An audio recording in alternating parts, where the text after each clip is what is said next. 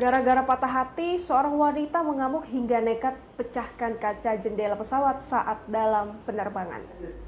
Putus cinta memang bisa membuat siapa saja kalang kabut. Emosi memuncak lantaran tak terima dicampakkan sang pujaan hati. Namun, gara-gara patah hati, wanita ini justru hampir celakakan nyawa orang lain. Ia nekat memecahkan kaca jendela pesawat yang ditumpanginya.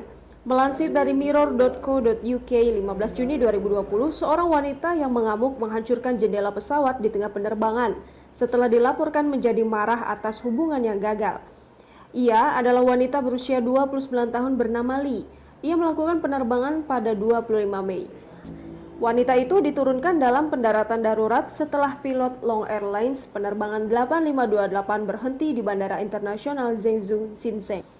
Airbus A320 mendarat di Zhengzhou tanpa masalah lebih lanjut dan tidak ada yang terluka selama serangan udara. Sebuah laporan polisi mengatakan pada 12 Juni. Lee diperkirakan telah dicampakkan oleh kekasihnya. Saat dalam penerbangan, rupanya Lee berada di bawah pengaruh alkohol.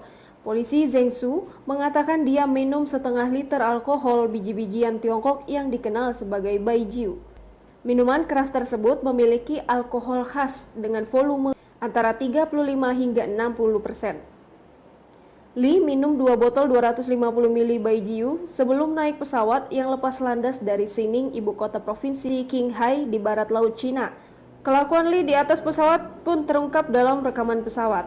Rekaman tersebut menunjukkan pramugari yang berusaha memindahkan Lee dari kursinya ketika ia menangis dan meninju jendela di sebelahnya. Bahkan tinjuan Lee sampai membuka lapisan pertama. Untungnya setelah apa yang dilakukan Lee, Airbus A320 mendarat di Zhengzhou tanpa masalah lebih lanjut. Dalam peristiwa itu, tidak ada yang terluka.